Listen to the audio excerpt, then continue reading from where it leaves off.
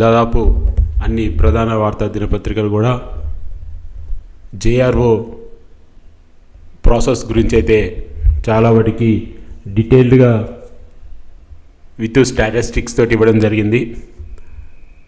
So అసలు ఏంటిది JRO వ్యవస్థ, ఇందులో మరి ఏమైనా డైరెక్ట్ రిక్రూట్మెంట్ నోటిఫికేషన్ కిందకి ఏమైనా పోస్టులు వస్తున్నాయా, లేకపోతే ఎగ్జిస్టింగ్ ఉన్న వాళ్ళతోటి అడ్జస్ట్మెంట్ చేయబోతున్నారా అన్న పూర్తి వివరాలు కూడా వీళ్ళు అందించారు.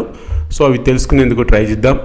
ఏదేమైనా కానీ 2025లో ఒకవేళ ఈ నోటిఫికేషన్స్ని డైరెక్ట్ రిక్రూట్మెంట్ కనుక ఇస్తే బహుశా ఇదే అతిపెద్ద నోటిఫికేషన్ అయ్యే అవకాశం ఉంటుంది. ఎందుకంటే దాదాపు 10,954 రెవెన్యూ గ్రామాలకి జేఆర్ఓ వ్యవస్థని తెలంగాణ గవర్నమెంట్ అయితే తీసుకురాబోతుందని చెప్పేసి వీళ్ళు తెలియజేశారు. మరి చూద్దాం పూర్తి వివరాలు ఏంటన్నది. సో ఇది బ్యానర్ హెడ్డింగ్. ఒకసారి మన టాపిక్లోకి వెళ్దాం.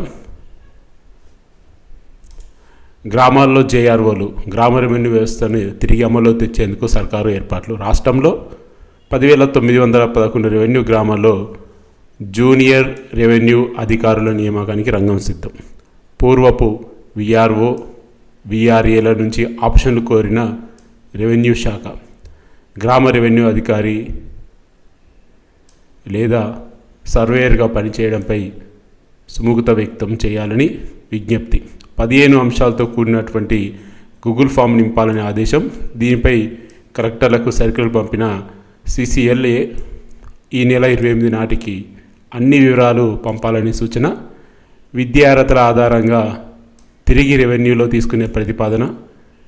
దాదాపుగా డిగ్రీ చదివిన 5,600 మందిని నేరుగా తీసుకునే అవకాశం. మిగతా వారి విషయంలో ఏం చేయాలన్న దాని మీద సమాలోచన. సో ఇప్పుడున్న ఈ న్యూస్ బేస్ పరంగా ఈ 10,911 పోస్టులో దాదాపు 5,600 మందిని గతంలో ఉన్న వారిని అడ్జస్ట్ చేసే విధంగా ఉన్నారని వీళ్ళు తెలియజేస్తున్నారు. సో మిగిలిన 5,300 మందిని ఏ విధంగా తీసుకుంటారు? మరి డైరెక్ట్ రిక్రూట్మెంట్కి వెళ్తారా, లేకపోతే ఇంటర్ డిగ్రీ కాకుండా ఎస్పెషల్లీ ఓన్లీ ఇంటర్ క్వాలిఫికేషన్తో ఉన్న వాళ్ళకి ఏమైనా స్పెషల్ ఎగ్జామ్ పెట్టి వాళ్ళని అప్గ్రేడ్ చేసుకొని భర్తీ చేసుకుంటారా అన్నది ఇంకా క్లారిటీ అయితే రాలేదని వీళ్ళు చెప్తున్నారు.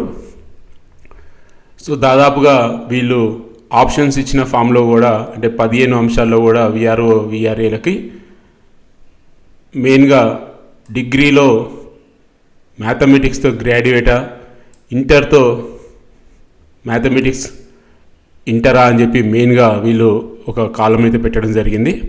సో దీన్ని బట్టి ఇక్కడ క్లారిటీ అర్థమవుతుంది. సో మనం ఒకసారి స్టాటిస్టిక్స్ చూసుకుంటే 3,600 మంది పూర్వపు విఆర్ఓలు, 2,000 మంది విఆర్ఏలకి డిగ్రీ అర్హత ఉన్నదని చెప్పేసి వీళ్ళు క్లియర్గా చెప్తున్నారు. సో ఇక్కడ మనం క్లియర్గా చూడొచ్చు 5,300 మందిని ఏ విధంగా భర్తీ చేస్తారు. ఇందులో వీళ్ళు కొన్ని పాసిబిలిటీ కూడా వీళ్ళు చెప్తున్నారు. ఇంటర్లో గణిత శాస్త్రం చదివిన వారిని నేరుగా తీసుకునే అవకాశాలు కూడా ఉండవచ్చు అని చెప్పేసి రెవెన్యూ వర్గాలు చెబుతున్నాయని, అదేవిధంగా వారిలో కొంతమందిని సర్వేయర్లుగా తీసుకునే అవకాశం కూడా ఉంటుందని వీళ్ళు అంచనా వేస్తున్నారు. అంటే రాష్ట్ర వ్యాప్తంగా దాదాపు 1000 మంది కొత్తగా సర్వేయర్లు నియమించాలని ప్రభుత్వం నిర్ణయించిన నేపథ్యంలో ఇంటర్ పూర్తి చేసినటువంటి వారిని కూడా గతంలో విఆర్ఏ, విఆర్ఓలు ఎవరైతే ఇంటర్ పూర్తి చేశారో వాళ్ళలో కొంతమందిని సర్వేయర్లుగా నియమించే అవకాశం ఉందని కూడా వీళ్ళు చెప్తున్నారు. సో ఇప్పుడు ఓవరాల్గా చూసుకుంటే ఒక క్లారిటీ అయితే రావాల్సి ఉంది. మరి మిగతా పోస్టులని ఏ విధంగా భర్తీ చేస్తారు అన్నది. సో వీళ్ళు ఇంకో డేటా కూడా మనకి ఇక్కడ క్లారిటీ ఇచ్చారు. 2023 జూలై నాటికి 22,000 మంది పైగా విఆర్ఏలు పనిచేస్తున్నారని, అందులో 61 ఏళ్ళ వయసు ఉన్నవారు 16,758 మందిని,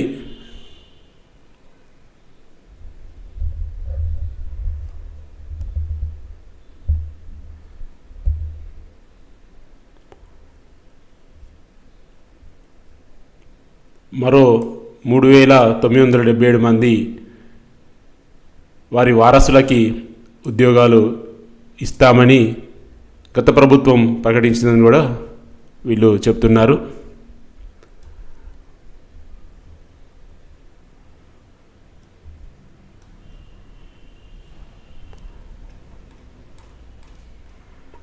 సో మనకి మరొక పత్రిక కూడా కొన్ని డేటానైతే వాళ్ళు పబ్లిష్ చేశారు.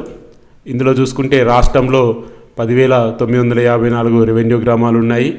మొత్తం 7,039 విఆర్ఓ పోస్టులకి 5,195 మంది, 25,750 విఆర్ఏ పోస్టులకి 20,255 మంది పనిచేసేవారు.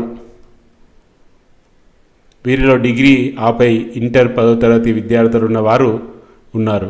అయితే గత ప్రభుత్వం 2020లో విఆర్ఓ, 2022లో విఆర్ఏ వ్యవస్థ రద్దు చేసింది. వారందరినీ 70 వివిధ శాఖలకు బదలాయించింది.